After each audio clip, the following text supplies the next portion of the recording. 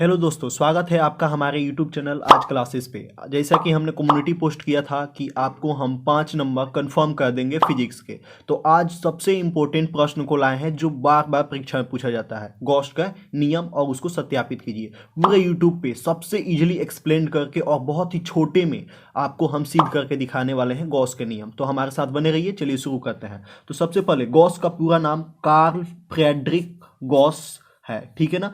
Karl Frederick Gauss इनका पूरा नाम है, जिसको हम लोग शॉर्ट में गॉस के नियम कहते हैं, ठीक है। तो हिंदी में पहले देख लेते हैं कि गॉस का क्या नियम है। तो कहता है किसी बंद तल से निकलने वाला विद्युत फ्लक्स उस तल द्वारा घिरे हुए कुल विद्युत आवेश की मात्रा का 1/एप्सिलॉन नॉट गुना होता है। कह रहा है किसी बंद तल से निकलने वाला विद्युत फ्लक्स उस तल द्वारा घिरे हुए कुल विद्युत आवेश की मात्रा का 1/एप्सिलॉन नॉट गुना होता है। इसका मतलब क्या है? ये कह रहा है कि एक हम यहाँ से एक बंद फ्लक्स, एक स्फेयर ले लेते हैं, ठीक है ना। इसमें कोई एक प्लस हमारा क्यू चार्ज है, ठीक है। तो इस क्यू चार्ज के द्वारा जो हमारे फ्लक्स निकल रहे हैं चारों तरफ, वह इस क्यू का 1/एप्सिलॉन नॉट गुना होता है। उस क्यू का 1/एप्सिलॉन नॉट गुना होता है, ठीक है। आपको हम और आगे समझाते हैं, ठीक है। तब तक गॉस लॉ फिर इंग्लिश मीडियम में देख लेते हैं। The total electric flux of a given surface, किसी भी सरफेस का, वो सरफेस कैसा भी हो, किसी भी गिवन सरफेस का हम ले सकते हैं। जैसे कि आप यहाँ पे समझ लीजिए, यहाँ पे हम कोई एक सरफेस ले लेते हैं, ठीक है ना। इसमें प्लस क्यू चार्ज है, ठीक है ना। और इस प्लस क्यू चार्ज द्वारा हमारा जो बाहर इसका इलेक्ट्रिक फ्लक्स निकलेगा, वह इस प्लस क्यू चार्ज का 1/एप्सिलॉन नॉट गुना होगा। ये एप्सिलॉन नॉट क्या है? तो यहाँ पे जो एप्सिलॉन नॉट है हमारा, वो इलेक्ट्रिक परमिटिविटी है ऑफ एयर और वैक्यूम।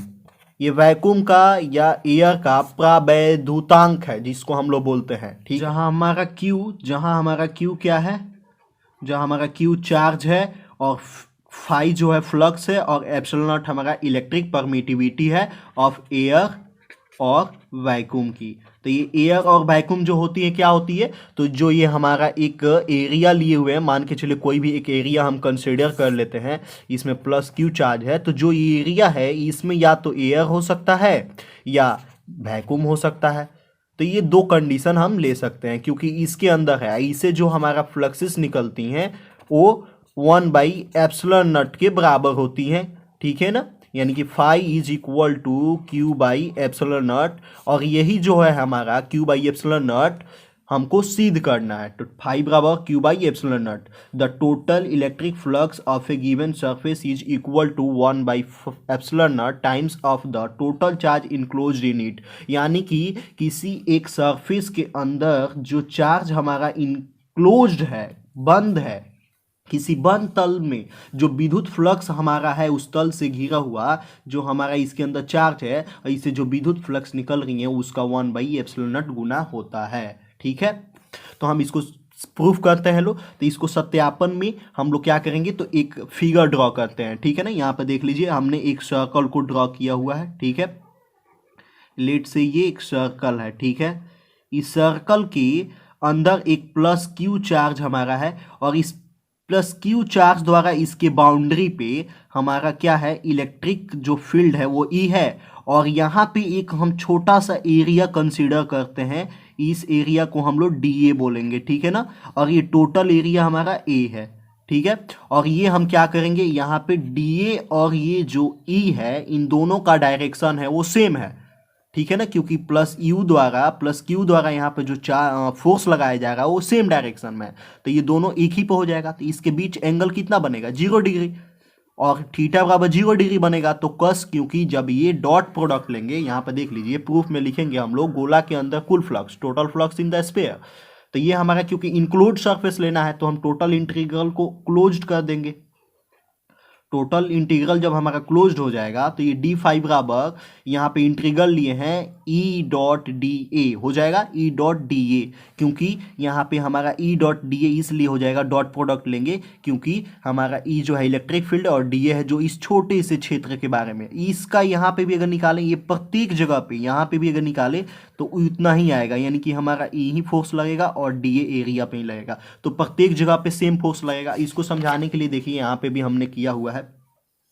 यहाँ पे देखिए ये प्लस क्यू चार्ज है, यहाँ पर का एरिया, यहाँ एरिया है, यहाँ पे एरिया है, ये वाला, इस सब पे जो भी लग रहा है ये सेम आएगा, ठीक है ना। डी ए ई ये हर जगह पे सेम आएगा। और ये हमारा फाई बराबर क्या हो जाएगा, इनक्लोज्ड एरिया ई डॉट डी ए, और ये डॉट प्रोडक्ट जब किया गया है तो कॉस थीटा हो जाएगा, E D A cos theta. तो इसको हम क्या कर लेंगे, E dot D A cos theta, ठीक है, E dot D A cos theta. और E dot D A cos theta को हम क्या लिख देंगे, फिर आगे चलेंगे तो डी फाई बराबर ये इंटीग्रल होल इंटीग्रल यानी close integral E D A cos theta, और थीटा बराबर 0 डिग्री, कॉस 0 डिग्री बराबर हमारा क्या है 1 यहाँ पे दिया हुआ है, ठीक है। तो हम यहाँ पे whole integral d phi equal to phi E D A cos theta ले लेंगे, ठीक है। और हम लिख देंगे d phi equal to whole integral d A, क्योंकि कॉस थीटा का 0 वैल्यू हो जाता है, कॉस 0 डिग्री का मान 1 होता है, तो ई डी ए हो जाएगा, ठीक है ना। और यहाँ पे हम इलेक्ट्रिक फील्ड को बाहर ले लेंगे,